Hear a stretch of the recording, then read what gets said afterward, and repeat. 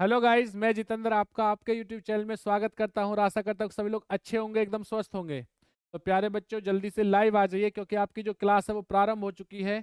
Indian army Agniveer जो बच्चा 2024 की तैयारी कर रहा है, जिसका पेपर 22 अप्रैल को होने वाला है, बेटा जल्दी से आ जाइए क्योंकि आपकी क्लास क्या है, शुरू हो चुकी है। सभी महत्वपूर्ण क्वेश्चन रहेंगे, पुरानी परीक्षाओं में आए हुए सभी के सभी प्रश्न है, तो जल्दी से आ जाइए। पहला क्वेश्चन देखते हैं आपकी स्क्रीन पर क्या है, ध्यान देना बेटा। राष्ट्रपति के पदभार की शपथ कौन दिलाता है? जल्दी से कमेंट्स करें भाई। उपराष्ट्रपति, राज्यपाल, भारत के मुख्य न्यायाधीश, प्रधानमंत्री। तो याद रखना, राष्ट्रपति के पदभार की शपथ दिलाने वाला बेटा कौन होता है? वो होते हैं, याद रखना, भारत के मुख्य न्यायाधीश। बेटा सी ऑप्शन जो है बिल्कुल सही और एकदम राइट आंसर है। बहुत बढ़िया जवाब आ रहा है भाई, इसी प्रकार से जवाब देते रहिए। वीडियो को शेयर करना ना भूले, वीडियो को शेयर कीजिए और अपने दोस्तों के पास बेटा याद रखना, जितना ज्यादा उससे लिंक को क्या है भाई, शेयर करें। नेक्स्ट क्वेश्चन की तरफ बढ़ते हैं। अगला क्वेश्चन क्या है? लोकसभा द्वारा पारित जब कोई धन विधेयक राज्यसभा में भेजा जाता है तो राज्यसभा द्वारा कितने दिनों में लोकसभा को वापस भेज देना चाहिए? जल्दी से बताइए बच्चा, राइट आंसर क्या होगा? जल्दी से बताइए बच्चा, राइट आंसर क्या होगा? बहुत बढ़िया जवाब आ रहा है, बहुत बेहतरीन जवाब आ रहा है बेटा। क्या रहेगा? 1 महीने, 14 दिन, 7 दिन या 21 दिन? तो बेटा याद रखना, क्या राइट आंसर हो जाएगा बच्चा? ये होगा आपका 14 दिन। क्या होगा? 14 दिन प्यार बच्चों। डी ऑप्शन जो, सॉरी, बी ऑप्शन जो है बिल्कुल सही और एकदम राइट आंसर। बहुत बढ़िया भाई, बहुत बेहतरीन आपका जवाब आ रहा है। प्यारे मित्रों, अगर आप लोग आर्मी के ग्रुप में जुड़ना चाहते हो तो आपकी स्क्रीन पर जो नंबर चल रहा है उस नंबर पर व्हाट्सअप करें अपना नाम लिखकर। और बच्चा आप लोग क्या है उस पर मैसेज कर दें कि सर हमें आर्मी के ग्रुप में जोड़ दीजिए। फिर हम 3 से 5 घंटे के अंदर हमारी जो टेक्निकल टीम है या हम, आप लोग बड़ा याद रखना, उसमें आपको आर्मी ग्रुप में जोड़ देंगे। चलिए नेक्स्ट क्वेश्चन देखते हैं, क्या आंसर है बच्चा, ध्यान देना। भारत में किसी राजनीतिक पार्टी को मान्यता किसके द्वारा दी जाती है? निर्वाचन आयोग के द्वारा, सर्वोच्च न्यायालय के द्वारा, संसद के द्वारा, राष्ट्रपति के द्वारा? तो जल्दी से बताइए भाई, राइट आंसर क्या होगा? भारत में जो राजनीतिक पार्टी को मान्यता मिली है वो किसके द्वारा दी जाती है? तो ये दी जाती है बच्चा, देखना, निर्वाचन आयोग के द्वारा, यानी कि ये ऑप्शन जो है बिल्कुल सही और एकदम सटीक आंसर है। चलिए भाई, उसके बाद अगला क्वेश्चन देखिए क्या है। राष्ट्रपति का अध्यादेश कितनी बार, अब कितनी अवधि के लिए लागू रहता है? 3 महीना, 6 महीना, 9 महीना, अनिश्चित काल के लिए? जल्दी बताइए भाई, राइट आंसर क्या होगा? जल्दी से बताइए। बहुत बढ़िया जवाब आ रहा है प्यारे मित्रों, बहुत बढ़िया जवाब आ रहा है भाई, बहुत बेहतरीन जवाब। तो बच्चा राइट आंसर क्या होगा? 6 महीने के लिए। कितने महीने के लिए? 6 महीने के लिए। भाई बहुत बढ़िया जवाब आ रहा है, बहुत बेहतरीन जवाब आ रहा है भाई, बहुत बेहतरीन। इसी प्रकार से जवाब देते रहिए। चलिए नेक्स्ट क्वेश्चन की तरफ बढ़ते हैं बेटा। अगला क्वेश्चन देखिए आपकी स्क्रीन पर क्या है। मूल अधिकारों का संरक्षण कौन है करता है? बेटा याद रखना, विधायिका करती है, कार्यपालिका करती है, राजनीतिक करता है, न्यायपालिका करती है? तो ध्यान देना, तो मूल अधिकारों का संरक्षण करता है बेटा वो कौन होता है? याद रखना कौन है, तो वो आपकी क्या रहेगी? न्यायपालिका रहेगी। क्या रहेगी बच्चा? न्यायपालिका। यानी डी ऑप्शन जो है बिल्कुल सही और एकदम सटीक आंसर है।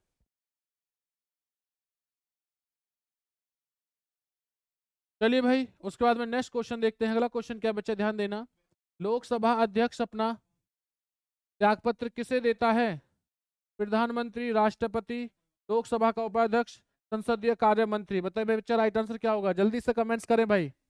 तो लोकसभा अध्यक्ष अपना त्यागपत्र किसे देता है? बेटा याद रखना है, किसे देता है? ये देता है लोकसभा अध्यक्ष को, यानी कि सी ऑप्शन जो है बिल्कुल सही और एकदम राइट आंसर है। चलिए उसके बाद नेक्स्ट क्वेश्चन देखो। लोकसभा आयोजित करने के लिए अपेक्षित गणपूर्ति क्या है? 1/5, 1/6, 1/8 या 1/10? बेटा याद रखना, लोकसभा आयोजित करने के लिए गणपूर्ति का मतलब होता है बैठक के लिए। गणपूर्ति क्या कहते हैं बेटा? इसी को बैठक कहते हैं, इसी को कोरम कहते हैं, याद रखना। तो कितने की होती है? जल्दी से कमेंट्स करें भाई। तो बच्चा ये कितने की होती है? ये होती है आपकी 1/6 की। कितने की होती है? 1/6 की होती है। बी ऑप्शन जो है बिल्कुल सटीक और एकदम सही आंसर है। नेक्स्ट क्वेश्चन की तरफ बढ़ते हैं।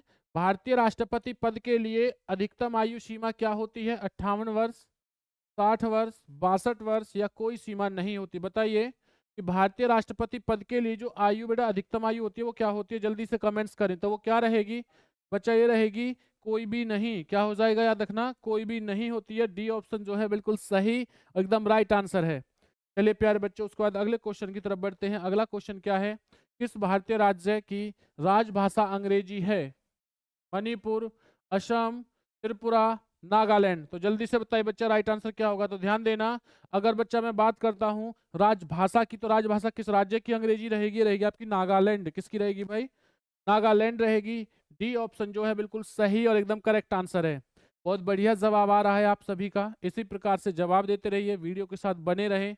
चलते हैं अगले क्वेश्चन की तरफ। सूचना का अधिकार अधिनियम कब पारित हुआ? 2001 में, 2002 में, 2004 में, 2005 में? जल्दी से बताइए बच्चा, सूचना अधिकार अधिनियम कब पारित हुआ था? जल्दी से बताएं। थोड़ा कब रहेगा? 2005 में। कब रहेगा भाई? 2005 में पारित हुआ था। बहुत बेहतरीन जवाब आ रहा है। जो भी आर्मी का जवान आर्मी की तैयारी कर रहा है, अगर वह आर्मी के ग्रुप में जुड़ना चाहता है, तो आपकी स्क्रीन पर जो नंबर चल रहा है 9991158665, बच्चा उस पर व्हाट्सअप करे, अपना नाम लिखे और बस इतना बोलना है आपको कि सर आर्मी ग्रुप में ऐड कर दीजिए। आपको 3 से 5 घंटे में बेटा ऐड कर दिया जाएगा। बहुत बढ़िया भाई जवाब आ रहा है। निम्न में से किस राष्ट्रपति को निर्विरोध निर्वाचित किया गया है? Doctor Rajendra Prasad, doctor Neelam Sanjiva Reddy, doctor S Radha Krishna या के आर नारायण? जल्दी बताइए बच्चा राइट आंसर क्या होगा, जल्दी से बताएं। बहुत बेहतरीन भाई।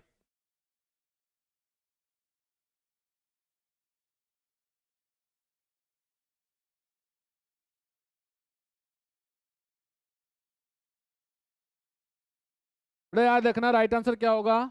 ये रहेगा आपका डॉक्टर नीलम संजीवा रेड्डी, यानी बी ऑप्शन जो है वो बिल्कुल सही और एकदम सटीक आंसर है। चलिए नेक्स्ट क्वेश्चन की तरफ बढ़ते हैं। अगला क्वेश्चन क्या है? राष्ट्रपति बनने के लिए न्यूनतम आयु की सीमा क्या होती है? 18 वर्ष, 25 वर्ष, 30 वर्ष या 35 वर्ष? तो बच्चा बताइए कि राष्ट्रपति बनने के लिए जो न्यूनतम सीमा है वो कितनी चाहिए। तो कितनी न्यूनतम सीमा चाहिए बच्चा याद रखना, ये होती है आपकी 35 वर्ष। कितनी? 35 वर्ष। चलिए भाई उसका बाद अगला क्वेश्चन देखते हैं। प्रधानमंत्री बनने के लिए न्यूनतम आयु सीमा क्या है? 18 वर्ष, 25 वर्ष, 30 वर्ष, 35 वर्ष? बताइए भाई क्या राइट आंसर होगा। प्रधानमंत्री बनने के लिए जो न्यूनतम आयु सीमा है बच्चा वो कितनी रहेगी? तो ध्यान देना, ये रहेगी भाई आपकी 25 वर्ष। ये कितनी रहेगी? 25 वर्ष रहेगी। बी ऑप्शन जो है बिल्कुल सही और एकदम सटीक आंसर है। अगले क्वेश्चन की तरफ बढ़ते हैं। राज्यसभा का सदस्य बनने के लिए न्यूनतम आयु क्या है? 18 वर्ष, 25 वर्ष, 30 वर्ष, 35 वर्ष? तो क्या रहेगा बच्चा याद रखना, राज्यसभा का सदस्य बनने के लिए जो न्यूनतम आयु होती है वो होती है आपकी 30 वर्ष। यानी कि आपका सी ऑप्शन जो है बिल्कुल सही और एकदम सटीक आंसर है। इसके बाद अगले क्वेश्चन की तरफ बढ़ते हैं। विधानसभा का सदस्य बनने के लिए न्यूनतम आयु क्या है? 18 वर्ष, 25 वर्ष, 20 वर्ष, 35 वर्ष? बच्चा क्या रहेगा? जल्दी से कमेंट्स करें तो ध्यान रखना क्या रहेगा। बड़ा याद रखना आपका होगा 25 वर्ष। कितना रहेगा? 25 वर्ष जो है बिल्कुल सही और एकदम करेक्ट आंसर है। चलिए भाई अगले क्वेश्चन की तरफ बढ़ते हैं। भारत एक है, संघराज्य है, राज्यों का संघ है, प्रांतों का संघ है, एक राज्य इकाई है? बताइए भारत क्या है, जल्दी से बताइए भाई, कमेंट्स करें।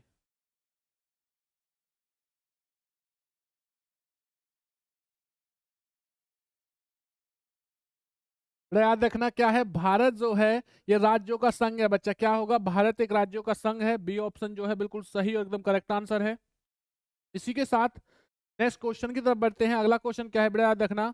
तो प्यारे मित्रों, ज्यादा से ज्यादा वीडियो को शेयर करें, कमेंट्स करें और लाइक करें। भारतीय संघ में किसी राज्य को शामिल करने का अधिकार किसे है? राष्ट्रपति को, प्रधानमंत्री को, संसद का, लोकसभा अध्यक्ष को? बच्चा जल्दी से कमेंट्स कीजिए।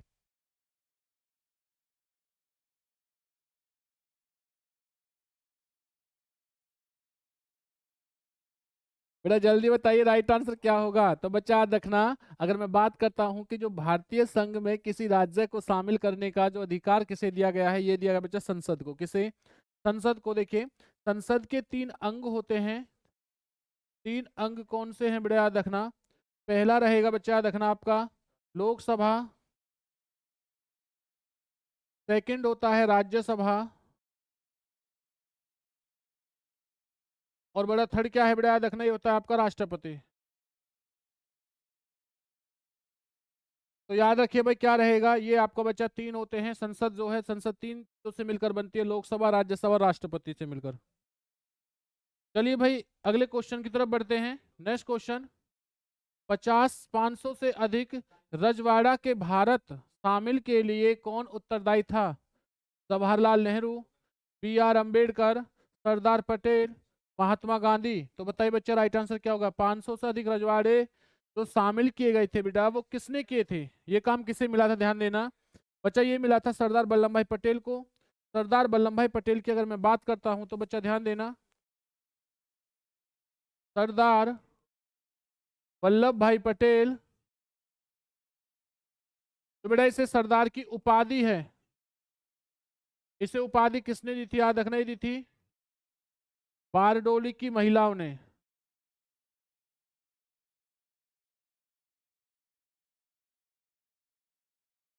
ये प्रथम क्या थे बेटा? याद रखना, यह प्रथम गृह मंत्री भी थे।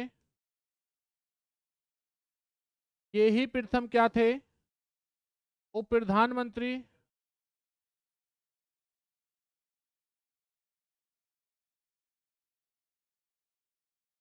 तो याद रखना, इसी के साथ अगर हमसे ये बोला जाए भाई,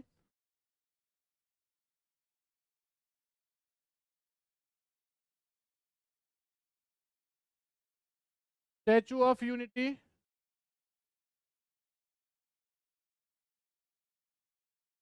statue of statute of unity जो है बेटा, याद रखना किसे कहा जाता है? सरदार वल्लभ भाई पटेल। बेटा याद रखना, ये कहाँ पड़ता है? ये गुजरात। कहाँ पर बेटा? याद रखना नर्मदा नदी पर। और ये कितने मीटर ऊंची है? 182 मीटर। चलिए बहुत बढ़िया बच्चा, इसी प्रकार से आंसर देते रहिए। चलते हैं अगली क्वेश्चन की तरफ चलते हैं। नेक्स्ट क्वेश्चन क्या है? निम्नलिखित में से कौन भारत का केंद्र शासित प्रदेश है नहीं है? चंडीगढ़, दिल्ली, पुडुचेरी या लक्षद्वीप? बच्चा जल्दी से कमेंट्स करें कि कौन सा भारत का केंद्र शासित प्रदेश नहीं है, जल्दी से कमेंट्स करें। बेटा याद रखना, इसका राइट आंसर क्या हो जाएगा? दिल्ली। बेटा क्या हो जाएगा? दिल्ली। बिल्कुल सही आंसर है भाई, क्या हो जाएगा? दिल्ली बेटा, बिल्कुल राइट आंसर रहेगा। चलते हैं अगली क्वेश्चन की तरफ।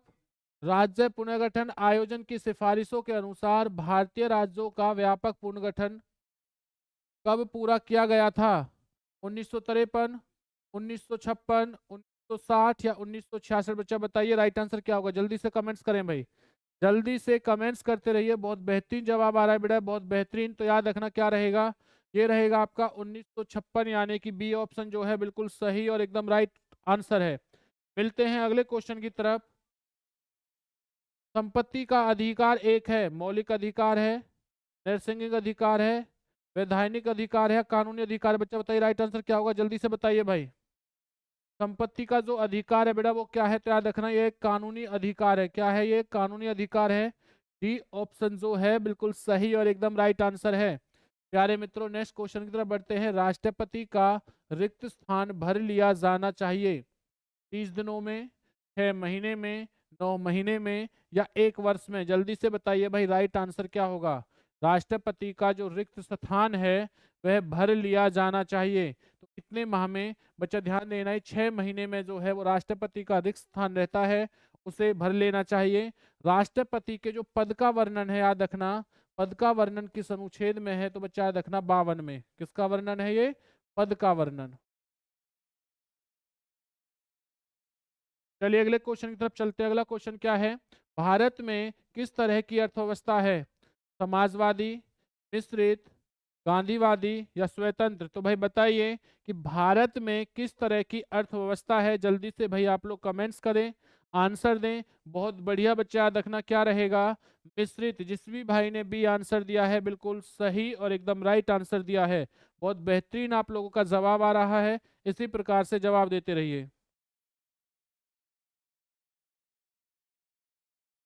वैश्वीकरण का क्या अर्थ होता है? अर्थव्यवस्था का एकीकरण, वित्तीय बाजार का एकीकरण, घरेलू अर्थव्यवस्था का वैश्विक अर्थव्यवस्था के साथ एकीकरण या अर्थव्यवस्था के विभिन्न खंडों का एकीकरण? तो बताइए भाई राइट आंसर क्या होगा? वैश्वीकरण का जो अर्थ होता है बच्चा क्या होता है? ध्यान देना, वैश्वीकरण का अर्थ होता है वित्तीय बाजार का एकीकरण होना, यानी कि क्या हो जाएगा, बी ऑप्शन जो है बिल्कुल सही और एकदम राइट आंसर है।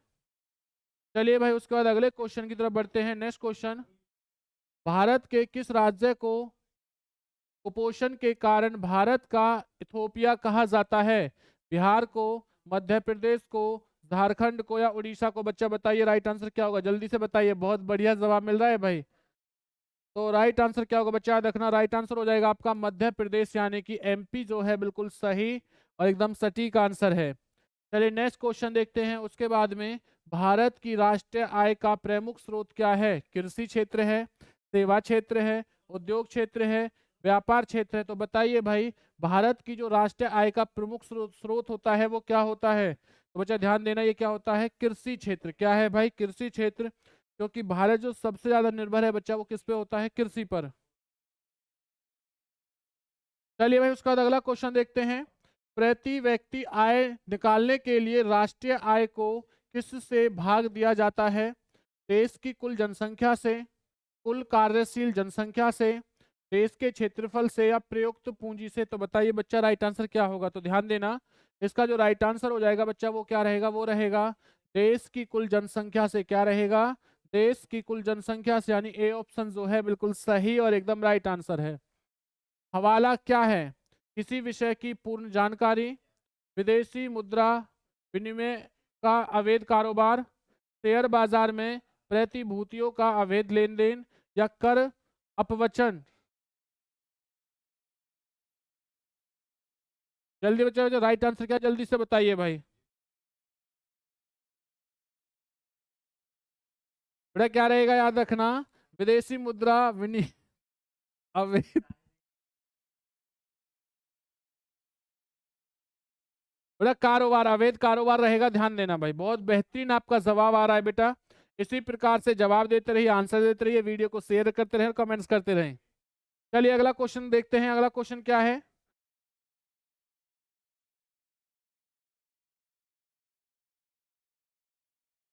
नेक्स्ट क्वेश्चन, सरकार द्वारा पुरानी मुद्रा को समाप्त कर नई मुद्रा चलाना क्या कहलाता है? अवमूल्यन कहलाता है, विमुद्रीकरण कहलाता है, मुद्रा संकुचन कहलाता है, या मुद्रा स्फीत कहलाता है? बच्चा बताइए राइट आंसर क्या रहेगा। बहुत बेहतरीन बच्चा आपका जवाब आ रहा है, बहुत बेहतरीन भाई, बहुत बढ़िया बच्चा। तो क्या कहलाता है, जब भी किसी पुरानी मुद्रा को समाप्त कर कर हम नई मुद्रा चलाते हैं तो उसे क्या कहते हैं? बच्चा ध्यान देना, उसे कहा जाता है विमुद्रीकरण कहा जाता है। बी ऑप्शन जो है बिल्कुल सही और एकदम राइट आंसर है।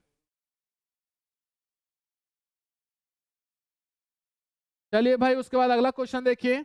लगातार वस्तु की कीमत बढ़ने की प्रक्रिया को क्या कहते हैं? मंदी कहते हैं, अति उत्पादन कहते हैं, मुद्रास्फीति कहते हैं, या मुद्रा विस्फीति कहते हैं? बच्चा बताइए राइट आंसर क्या होगा। तो याद रखना, जब लगातार वस्तु की कीमत बढ़ने की जो प्रोसेस होता है बेटा, प्रक्रिया होता है, उसे क्या कहते हैं? तो उसे कहा जाता है मुद्रास्फीति कहा जाता है। सी ऑप्शन जो है बिल्कुल सही और एकदम राइट आंसर है।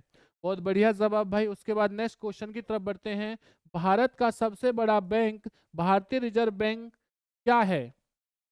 वाणिज्यिक बैंक है, केंद्रीय बैंक है, सहकारी बैंक है, या अग्रणी बैंक है? तो बताइए कि जो भारत का सबसे बड़ा बैंक है जिसे भारतीय रिजर्व बैंक कहते हैं बेटा, वो क्या है? तो याद रखना, यह एक केंद्रीय बैंक है। क्या है भाई, यह एक केंद्रीय बैंक है। बी ऑप्शन जो है वो बिल्कुल सही और एकदम राइट आंसर है।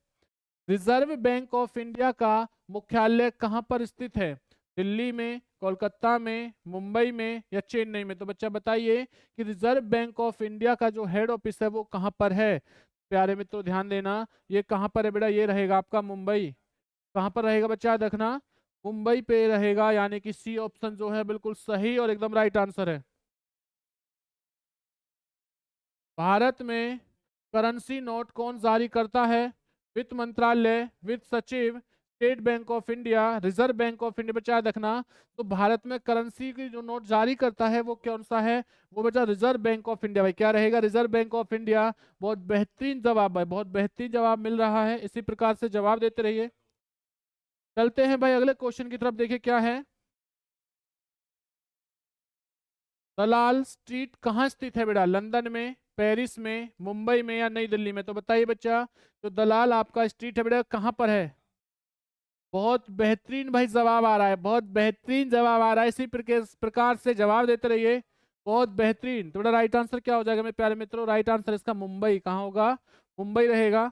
अगर आप लोग आर्मी ग्रुप में जुड़ना चाहते हो तो आपकी स्क्रीन पर जो नंबर चल रहा है उस नंबर पर बेटा व्हाट्सअप करके आप लोग आर्मी ग्रुप में जुड़ सकते हो। बहुत बेहतरीन भाई। व्हाट्सअप पे मैसेज कर दीजिए अपना नाम, और सिर्फ आपको क्या लिखना है कि सर हमें आर्मी ग्रुप में जोड़ दीजिए। नेक्स्ट क्वेश्चन देखो, नेक्स्ट क्वेश्चन क्या है? भारत में भुगतान हेतु चेक उनके जारी करने की तारीख से कितने महीने के लिए वैध रहता है? 3 महीने, 6 महीने, 9 महीने, 12 वर्ष? तो बच्चा बताइए राइट आंसर क्या होगा? जल्दी से कमेंट्स करें भाई, भाई जल्दी से बताइए बच्चा राइट आंसर क्या होगा जल्दी से। तो ध्यान देना, इसे क्या कहते हैं? इसे ये कितना समय लगता है? कितना समय लगता है इसे? ये लगता है 3 माह का। कितने का? 3 माह का। चलिए उसके बाद नेक्स्ट क्वेश्चन देखते हैं। क्रेडिट कार्ड डेबिट कार्ड को किस नाम से जाना जाता है? हार्ड मनी से, इजी मनी से, सॉफ्ट मनी से या प्लास्टिक मनी से? याद रखना, जो डेबिट कार्ड होता है और बच्चा क्रेडिट कार्ड होता है, इसे किस नाम से जानते हो? तो याद रखना, इसे जाना जाता है प्लास्टिक मनी से। किसे जाना जाता है बच्चा? याद रखना, ये जाना जाता है आपका प्लास्टिक मनी के नाम से जाना जाता है। डी ऑप्शन जो है बिल्कुल सही और एकदम राइट आंसर है। भारत में हरित क्रांति का जनक किसे कहा जाता है? नॉर्मन अर्सेंट, अर्नेस्ट बेटा Borlaug, M S Swaminathan, J S Thomson या इनमें से कोई नहीं? तो जल्दी से बताइए भाई राइट आंसर क्या होगा? बहुत बेहतरीन बेटा। तो ध्यान देना, भारत में हरित क्रांति का जनक जाना जाता है स्वामीनाथन को। ये पहली बार बेटा, प्रथम बार भारत में हरित क्रांति कब आई थी? 1967 से लेकर 1968 में आई थी। अगर दूसरी बात की बेटा मैं बात करता हूँ, दूसरी बार कब आई थी? तो 1983 से लेकर 1984 में आई है। अगर मैं बात करता हूं बेटा, याद रखना कि हरित क्रांति का संबंध किससे है? तो हरित क्रांति का संबंध जो है ये आपकी खाद्यान्न फसल से है। किससे है भाई? खाद्यान्न फसल से है। और इसी के साथ अगर मैं बात करता हूं बच्चा, ध्यान देना कि हरित क्रांति में भी खाद्यान्न फसल में कौन कौन सी बढ़ी थी? इसमें गेहूं, और बच्चा दूसरी कौन सी थी? चावल। गेहूं और चावल। और इसमें भी प्रमुख फसल कौन सी थी? वो आपकी प्रमुख फसल थी गेहूं। चलिए भाई, बहुत बेहतरीन बच्चा, आपका याद रखना। नेक्स्ट क्वेश्चन की तरफ बढ़ते हैं। अगला क्वेश्चन क्या है? भारत में श्वेत क्रांति का जनक किसे कहा जाता है? तो बच्चा याद रखना, डॉक्टर वी कुरियन को, एस एम श्राव को, एम के भारद्वाज को या मोरारजी देसाई को? बताइए भाई, श्वेत क्रांति का जनक किसे कहा जाता है? बहुत बढ़िया जवाब मिल रहा है। तो बच्चा ध्यान रखना, अगर मैं बात करता हूँ श्वेत क्रांति के बारे में, तो श्वेत क्रांति का जो जनक है ये माना जाता है बेटा डॉक्टर वी कुरियन को। और श्वेत क्रांति किससे संबंधित है? याद रखना, दूध से। किससे संबंधित है? दूध उत्पादन से संबंधित है भाई। किससे रहेगी? दूध उत्पादन से संबंधित रहेगी। चलिए नेक्स्ट क्वेश्चन देखते हैं उसके बाद में। नीली क्रांति का संबंध किससे है? नील की क्रांति से, मुर्गी पालन से, मत्स्य पालन से या पानी का संरक्षण? तो बताइए, तो नीली क्रांति है, इसका संबंध किससे है? जल्दी से कमेंट्स करें भाई। तो बच्चा ध्यान देखना, नीली क्रांति का जो संबंध है वो है आपका मत्स्य पालन से। किससे रहेगा? मत्स्य पालन, यानी कि सी ऑप्शन जो है बिल्कुल सही और एकदम राइट आंसर है। भारत में अधिकतम कृषि योग्य गिरने वाली फसल कौन सी है? चावल, गेहूं, चना, अलसी? बच्चा बताइए कौन सा होगा जो अधिकतम कृषि योग्य फसल है, वो कौन सी है? तो ये कौन से बच्चा याद रखना, ये रहेगी आपकी चावल। भारत में सबसे ज्यादा बड़ा याद रखना, खाए जाने वाली जो फसल है ये गिरने में खाई होगी। खाई जाने वाली फसल कौन सी है? चावल। उसके बाद नेक्स्ट क्वेश्चन की तरफ बढ़ते हैं। जो एग मार्ग है वो क्या है? एग मार्ग जो होता है वो क्या होता है? अंडा उत्पादन के लिए एक सहकारी संस्था, कृषि उत्पादकों में मंडीकरण हेतु कृषकों की संख्या, खाद्य वस्तुओं के लिए गुणवत्ता आश्वासन मुहर, या उपभोक्ता वस्तुओं के लिए गुणवत्ता आश्वासन मोहर? बच्चा बताना, तो जो आपका एग मार्ग है वो क्या है? जल्दी से बताएं। इसका राइट आंसर क्या होगा? याद रखना, खाद्य वस्तुओं के लिए गुणवत्ता आश्वासन मोहर जो होती है इसी को कहा जाता है। तो सी ऑप्शन जो है बिल्कुल सही और एकदम राइट आंसर है प्यारे मित्रों। उसके बाद अगले क्वेश्चन की तरफ बढ़ते हैं। ऑपरेशन फ्लड किस वर्ष से संबंधित है, यानी किस से संबंधित है? दूध उत्पादन से, गेहूं उत्पादन से, बाढ़ नियंत्रण से, जल संचयन से बच्चा बताइए कि ऑपरेशन फ्लड किससे संबंधित है, जल्दी बताइए। तो ये किससे रहेगा, ध्यान देना, ये रहेगा आपका दुग्ध उत्पादन से। और दूध उत्पादन से बच्चा जो आपकी क्रांति होती है वो कौन सी होती है, वो होती है आपकी श्वेत क्रांति। कौन सी होती है, श्वेत क्रांति।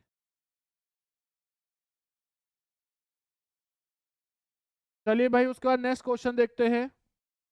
किसान क्रेडिट कार्ड योजना कब शुरू की गई है? 1991, 1996, 1998, 2000। जल्दी से बेटा, जल्दी से आंसर का बहुत बेहतरीन जवाब मिल रहा है प्यारे बच्चों। इसी प्रकार से जवाब देते रहिए। जिस भाई ने अब तक चैनल को सब्सक्राइब नहीं किया है भाई, चैनल को सब्सक्राइब कर ले, वीडियो को शेयर कर दे अपने दोस्तों के पास, अपने मित्रों के पास। और अगर आप लोग आर्मी ग्रुप में जुड़ना चाहते हैं, आपकी स्क्रीन पर जो नंबर चल रहा है 9991158665, इस पर व्हाट्सअप करके आप इतना लिख दीजिए बस कि सर हमें आर्मी ग्रुप में ऐड कर दीजिए, तो आपको आर्मी ग्रुप में बच्चा ऐड कर दिया जाएगा। तो ध्यान देना, जो किसान क्रेडिट कार्ड की योजना है ये कब शुरू की गई थी बेटा, ये की गई थी 1998 यानी कि 1998 ईस्वी में। नेक्स्ट क्वेश्चन की तरफ बढ़ते हैं। हरित क्रांति काल संबंध मुख्यतः किस फसल से है? देखिए ये क्वेश्चन मैंने अभी आपको बताया था, ये क्वेश्चन आ चुका है बेटा।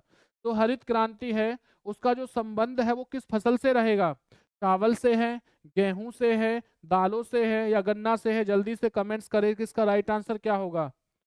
तो हरित क्रांति का जो प्रमुख बच्चा याद रखना संबंध होता है वो होता है गेहूं से। लेकिन अगर ये पूछा कि किस किस फसल से होता है, तो फसल में आएगी बेटा गेहूं और क्या रहेगा, चावल। लेकिन प्रमुख इन दोनों में से भी किसका होता है, गेहूं का होता है। तो बी आंसर जो है बिल्कुल सही और एकदम सटीक आंसर है।